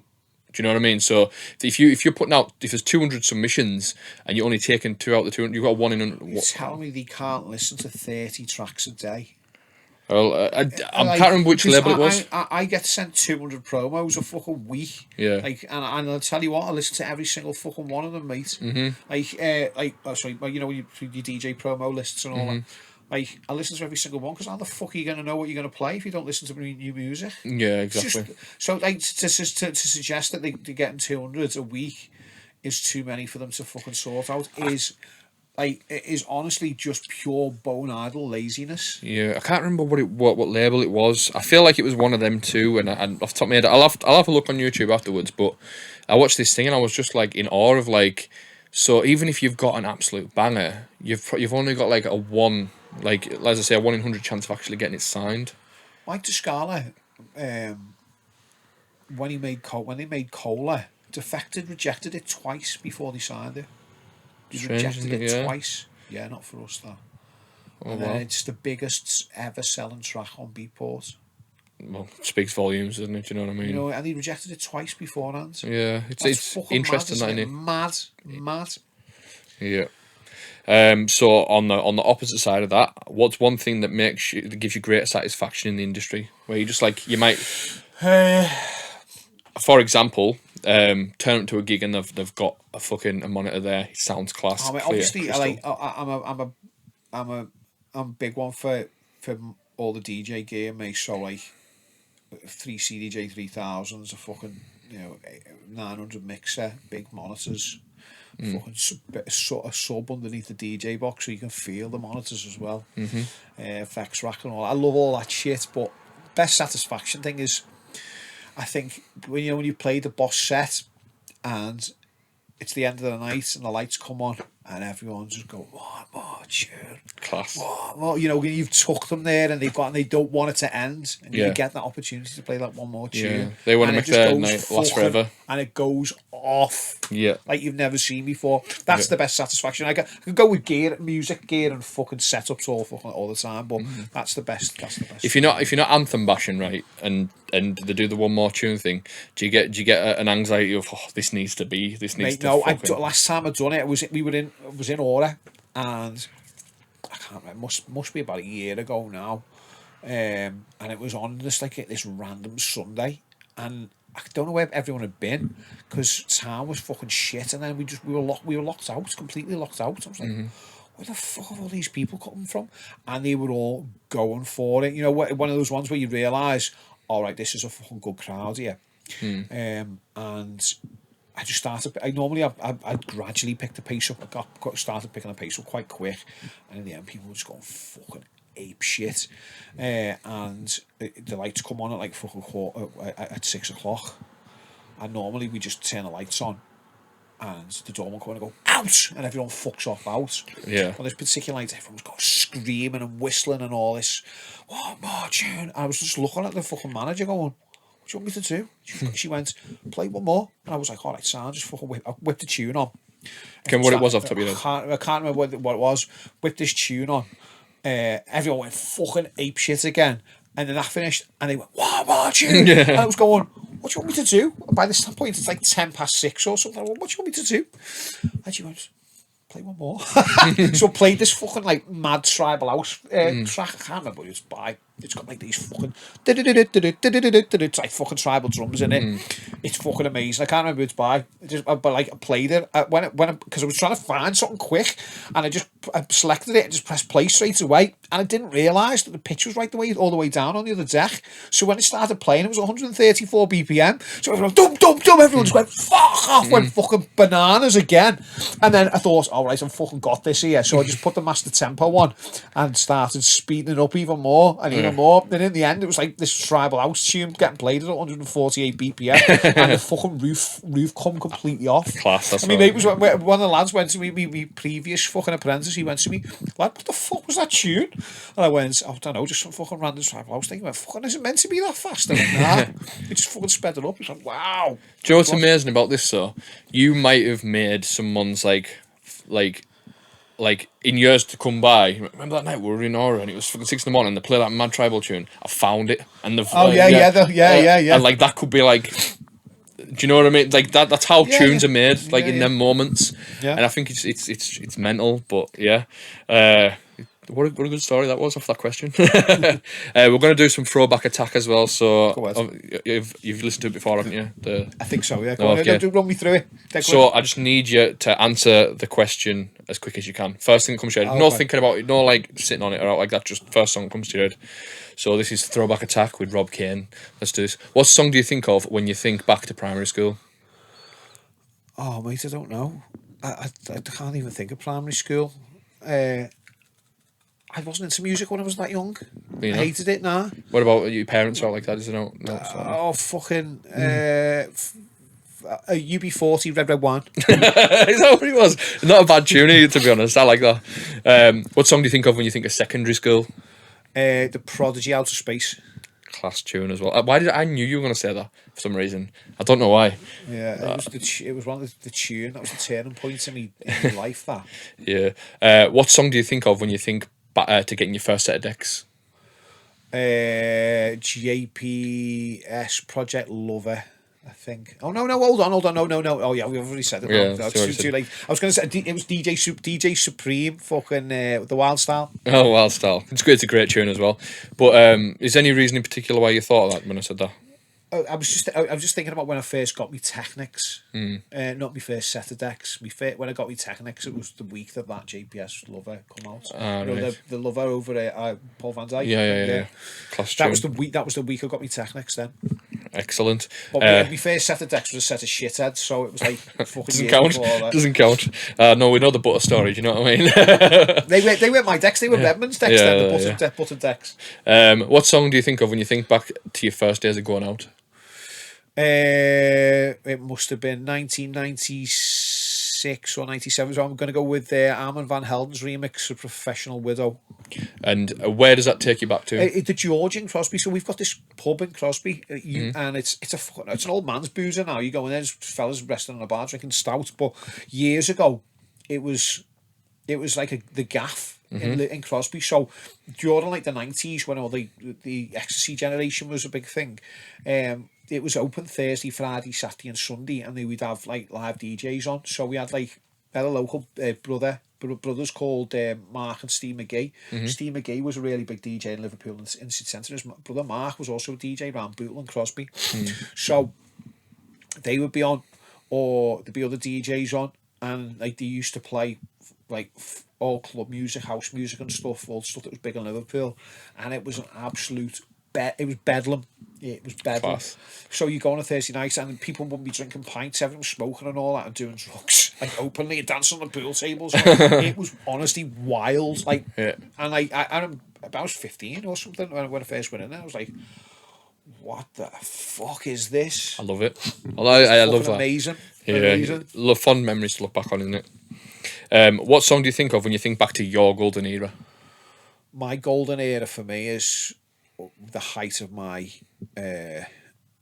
my rise to fame, I think. So I'd probably say my favourite. I'm gonna go with JoJo's Tribute, I think. Yeah. Good choice. Total Control. Yeah. And what's your karaoke song? I don't do karaoke, mate. I fucking loathe it. I loathe it. The lads who own our place, they also own a karaoke bar over the street, and I won't step foot in there. Because if someone's knocking out a tune and it's out of key and out of time, honestly, I've got to go, I can't hack it. It makes me want to run away. So I don't have one. Tequila. Oh, for God. No, but I imagine if you've had a drink and that and your missus got you up doing karaoke, you'd give it a go, right? I wouldn't. No, I will walk away from any karaoke bar, mate. We went when I was working for Modes, we went on a works too, and they were like, "Come in the karaoke room," and I went, "I'd rather sit out here on this pool table on my fucking own and play pool really badly than go in there and listen to yous." I can't hack it, Brad. Class. I get it. I think don't know if it's the autism in me, like I get. When people start singing really badly, I just need to leave. Yeah. I feel dead embarrassed, not just for them, but for me as well, for listening to it. Like passive, like embarrassment. All tense. I start feeling weird. Yeah. But then again, you might go into a karaoke bar and you might find your next vocalist. Do you know what I mean? They might be Yeah, decent. possibly, but I fucking doubt it. Yeah, I don't know. They're all wrecked. Good vocalists usually busking on street corners, right? They don't go to karaoke bars. Yeah, they don't, I suppose. Yeah. And next one we're going to be doing Flop or Bop. Did we do that last time you were on? No, I've not done Flop or Bop. Yeah. So there's a bit of a variation in this one. Obviously, I know you've over the years you've played all different styles of music, so we're just going to go straight into this, so it's all right. Yeah. This is Flop or Bop with Rob Cain. Let's do this. Milk Inc. Walk on Water. Oh, Bop. Is it Bop for you? Oh, Yeah, okay. 100%, mate. I love it. It's my favourite Milking tune. Is it? Yeah. It's a great tune, to be honest. Great vocal. Trevor and Simon, Hands Up. Bop. Bop? Yeah, Okay. Bop. DJ Jean mix.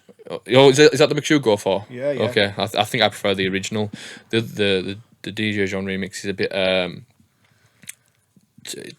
it's not really for me. I got more. It wasn't as pumping. I don't thought. Yeah, I didn't DJ think. Jean mix is one Yeah. I played, yeah. Substance Records it was, wasn't it?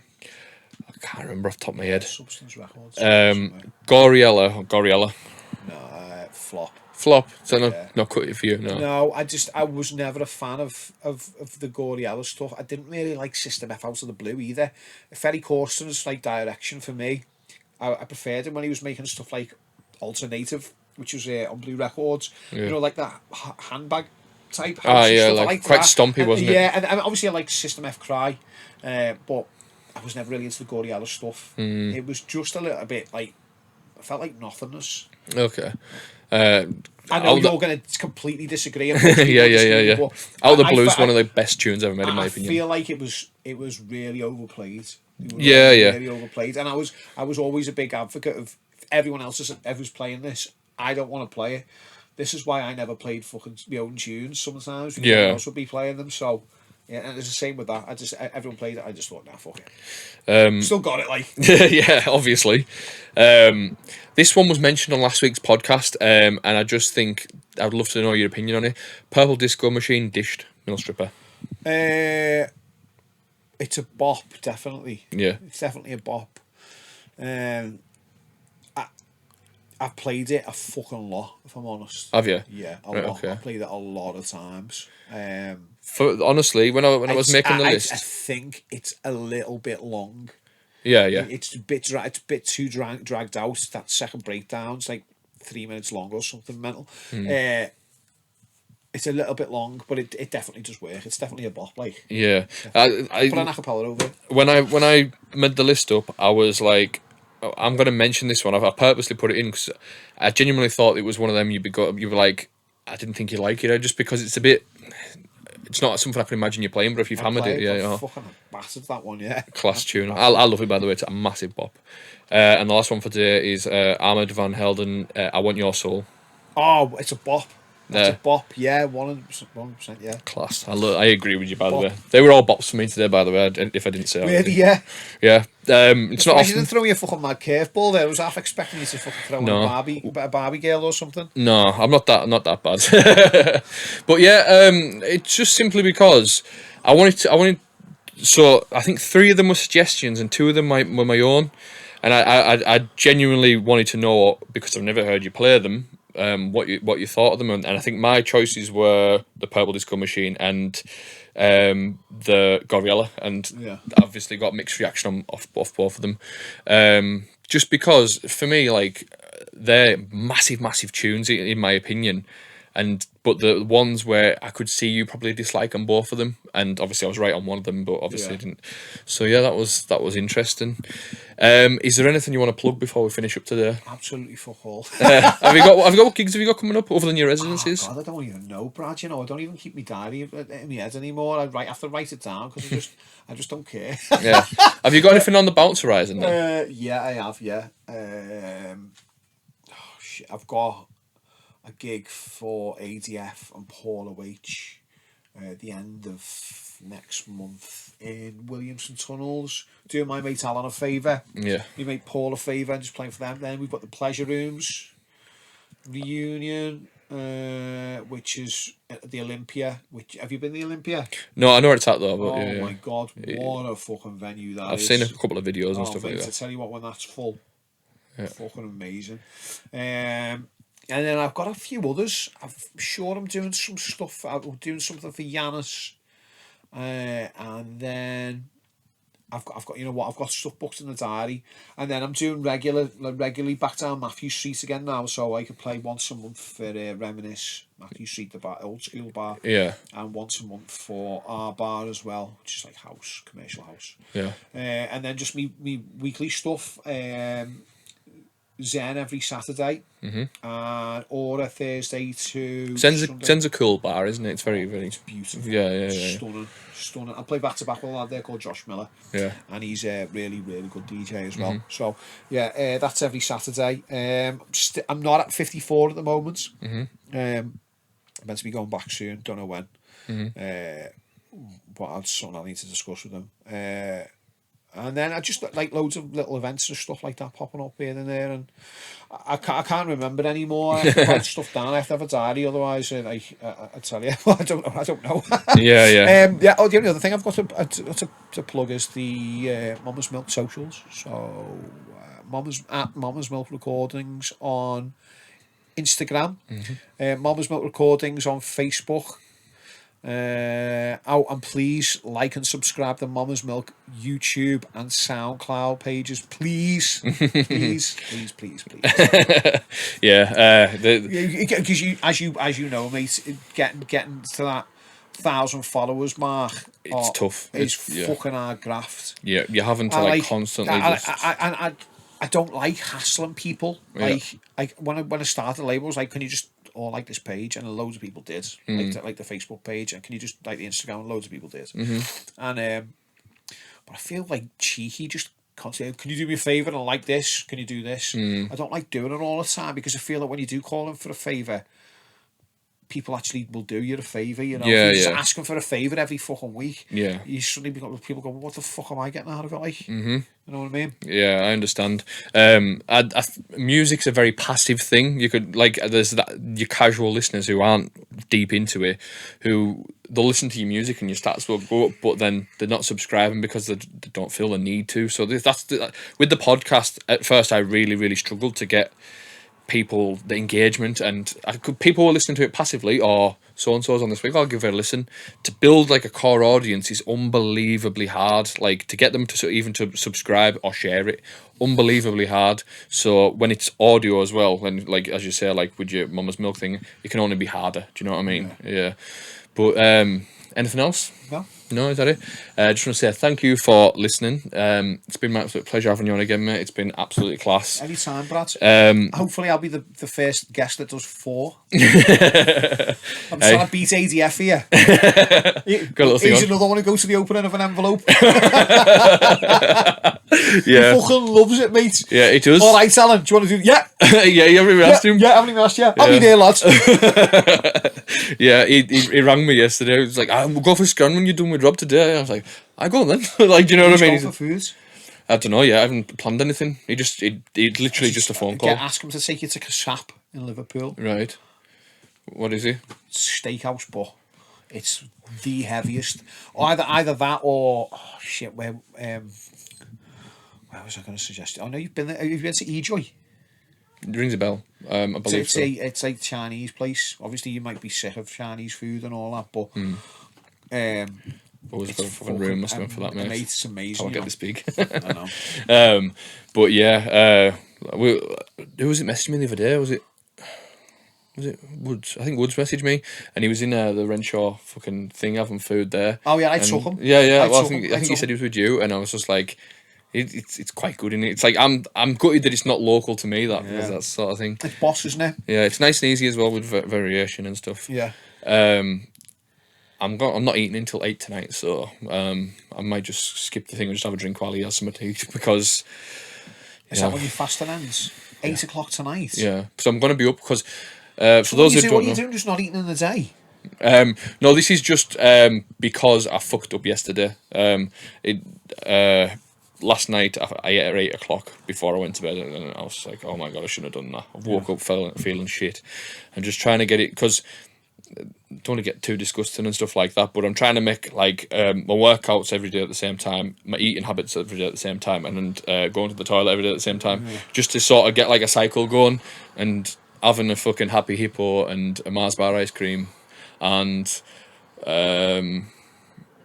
2 yogurts last night at 8 o'clock wasn't the best idea when I'm trying to be dieting. Sometimes I just fall off the wagon on a Friday. You know what, I'm struggling myself. I mean, I went through a stage of like, I've put the timber on again now, like, but I was intermittent fasting. I was doing weights every day and then doing a ton of cardio. And then just cutting these fuckers out of diet and just drinking water. Yeah. Threw all my snack drawer away, just eating low carbs and all that, just eggs, fucking stunk. And I was doing so well. And then you feel great off it, don't you? And then you go out and you have a fucking night on the ale. And then the next day, all you want to do is just eat shit. And then it's hard to get back on the wagon. And I haven't since. It couldn't be asked. This is me starting to properly. I think I'm on day. What day are we on today? I'm on day 47 at the gym now. I go every day. My rest day is my cardio day. So everyone says you need to rest, but to me, if I stop going, that's me stopping again. Do you know what I mean? And I won't get back on it. This is me starting back up properly since before COVID. So since before COVID, I've tried to get back into it, do here and there, fucking no drive whatsoever, and I've just gained loads and loads of weight. I mean, it's just horrible. As easy to put it on as it when you lose it. Like I lost half a stone in a week, and then put half a stone on in about 3 days. It's just fucking nuts. It's great, isn't it? So with that being said, I'm going to go and fast a little bit longer. Probably treat myself tonight to something, I don't know. Because I was doing the OMAD as well, like 1 meal a day. And that's when I lost the most weight. And I was out walking. But you don't just think you're starving? No, because I'm not starving. I'm obviously sitting there starving if I'm sitting watching Alan have a fucking steak. And I'm like, oh, I could get into that. What's your calorie intake then? 2,200 calories. Right. So, and then you're still fitting that in? Yeah, mostly. It might drop to about 2,000. It doesn't go below 2,000, but I try to just higher protein, less carbs. That's what I try and do. Try to lay off all the fucking sugars and that as well. Like the sugars for me was a hard one. This just turned into the most boring podcast ever. It is, yeah, it is. I apologise. Anyways, I've said goodbye already twice, so you probably turned off anyways. But yeah, I just want to say a nice one. And if you've enjoyed it, please share it on socials because it massively helps. I do my bits to try and get the ads and stuff like that out, but like natural engagement where you put it in your WhatsApp group saying, listen, have you heard this episode? This is fucking banging this. That's the best form of, like, it's like word of mouth, the modern day word of mouth, sticking it in a WhatsApp group saying this is good. Same goes for tunes and like that. If you hear one of his tunes and they go, this is good, why not share it with your mate instead of keeping it to yourself? Like, say, this is a fucking banger, have a listen to this on Spotify. Put it in your playlist, bang it on at a party, play it dead loud, get all your mates to Shazam it all at the same time. Yeah, that's it. That's exactly what it is. That'll do me a favour, mate, to tell you what them Shazams count. Yeah, I know. You can get the stats in that now for it, can't you? So it is good. And if you've really enjoyed it and you want to join the little Patreon group that we've got now, you can sign up at Patreon at patreon.com/itstimetoriffresh. You can sign up for as little as £3 a month, which that gets you early access and it gets you the bonus episodes, which we've been doing. We had one come out last month. We're going to try and do sort of one a month that's make something special of it. The next one's going to be the Halloween special, and it will be only exclusively on Patreon. And as I say, thanks for listening again. See you later.